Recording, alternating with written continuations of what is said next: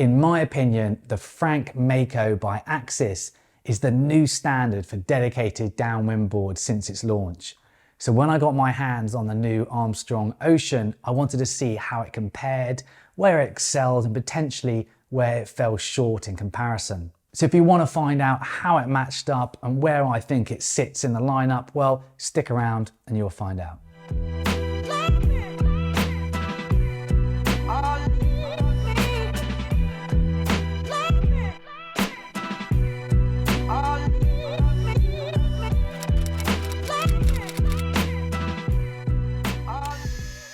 So before we get started, it is important to point out that I do have an affiliation with this brand. The legends at Armstrong support my channel and my mission to raise money for Bear Cottage, the children's hospice based here in Sydney. But, and this is a big but, is that I still have to purchase the gear, albeit at a discount. And I'm going to treat this as if I bought it straight off the shelf. The aim is to give you my honest feedback so that you can make an informed decision. Now, on that note, I want to do a big shout out to all the brands that support this channel and help raise money for Bear Cottage. And that is North, Armstrong, as I've mentioned, WSS Boards here in Sydney, the Foil Board Company, and Code Foils. Thank you very much, guys. Without you, I simply couldn't do this.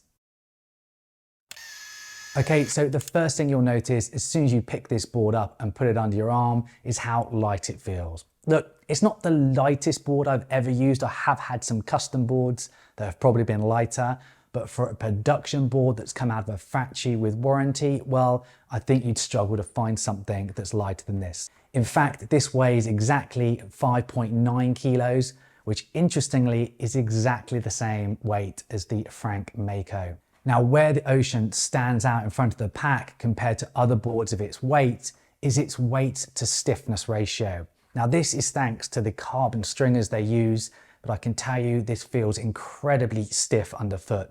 Now, this is really important in downwinding because you do a lot of pumping and you do a lot of turning, both of which requires stiffness to get that maximum performance out and feel connected to the foil. Now, another point that I want to talk about from my first impressions was not only the build quality of the board itself, but the board bag that it comes with. Now, a well-fitted and bespoke board bag should not be underestimated. Previously with other boards, I've had aftermarket board bags and they tend to roll, slip around, they never fit quite right. To be able to have a board bag that fits perfectly for your board is an absolute dream. Yes, you probably pay a little bit more money for that, but in my opinion, it is definitely worth it. I find it interesting that my two favorite boards that I've used so far, this and the Mako, both of which come with custom fitted board bags. It really makes it different to the off-water experience and keeps your board nice and safe, and it's hassle-free for yourself also. Now, that all being said, I'm going to do a little plug for one of my supporters, the Foil Board Company. They have just come out with a custom foil bag that actually changes shape depending on the board itself. I'm going to put a link in the description below and you can check out their video up here. It's definitely worth a watch. Okay, back to the Ocean, and the next thing I want to talk about is the deck grip. Now, like the board bag across the range of boards, Armie's grip is second to none. They really have put a lot of time and effort into getting this right, and rightly so. It is your connection point between the board and the foil. It has a tactile arch so you know where your back foot is, and markers on the front for the same reason.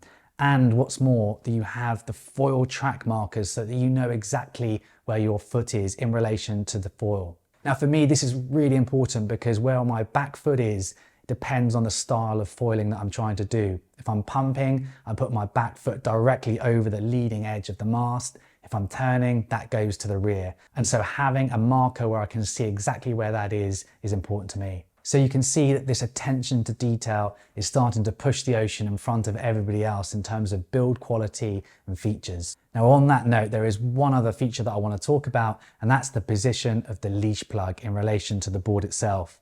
You can see that the team of Armstrong have put the leash plug right at the back of the board. Now I can understand why other companies have avoided the thinner, weaker part of the board, but it always gets in the way when it's really far forward. So moving on to the shape of it itself, and you'll notice that there is a significant rocker in both the nose and the tail. Now this is very similar to the Frank Mako. In fact, it's just less pronounced. One of the big differences though is the volume distribution, particularly at the nose.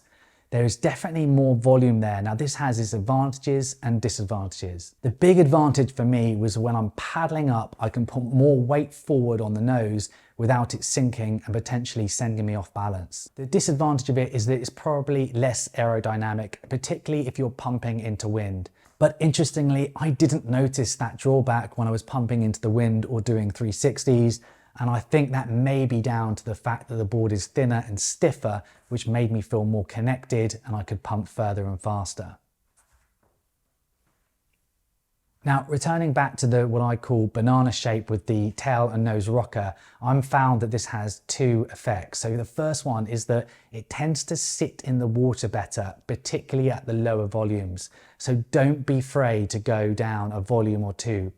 I have normally been using 115 litres and my 80 kilos.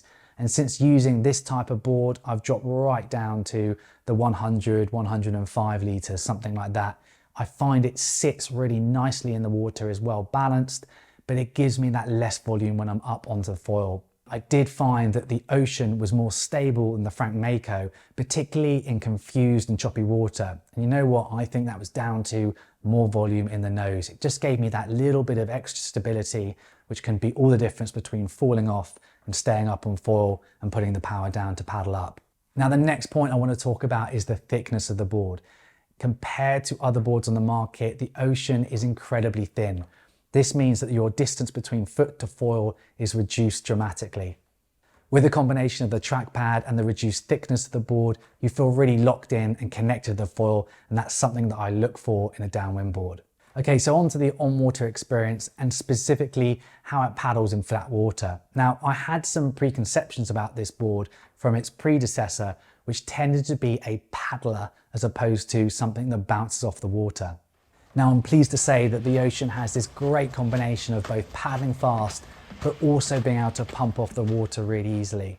It bounces off the water exceptionally well, perhaps not quite as well as the Frank, but it is very close. And that being said, it definitely paddles faster than the Frank. I think that's due to the displacement hull and the way that it tracks in the water, and we'll talk a little bit more about that later. The Ocean's ability to release from the water is excellent, both in flat water and in the open ocean. In fact, on several occasions, I tried to do touchdowns on purpose, and at one point I actually let it just sit in the water and it just bounced back up again. There's no suction or sticking, it just bounces off the water like a pebble, but in a predictable and manageable way.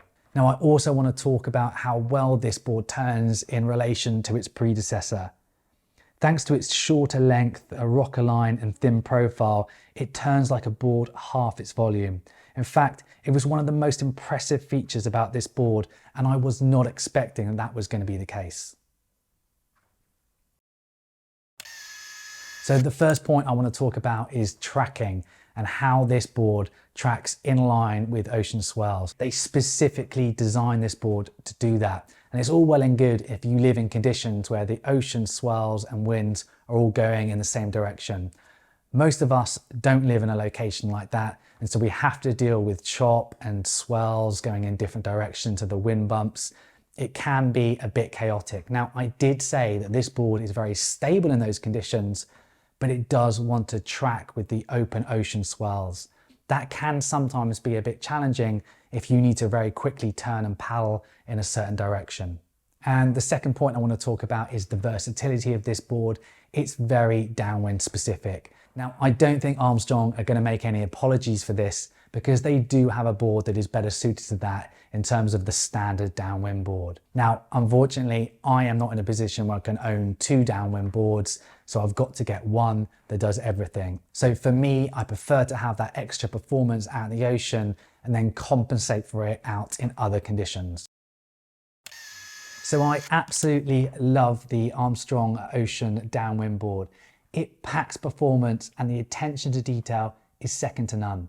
They have focused this board on downwind supping and they have excelled in that field. Now, don't be put off by the performance of this board. Intermediates will have a great time on this board because of its stability and how fast it paddles and ease of getting up onto foil. A board like this will really push your downwind foiling, allowing you to experiment with smaller foils or indeed go out in much more marginal conditions. This is my favourite dedicated downwind board to date, and I'm so glad I went for the smaller volume, the 105 8.2 at my 80 kilos. Look, I hope you enjoyed the review. If you've got any questions, please don't hesitate to type them in below and I'll get back to you as soon as possible. See you in the water again soon.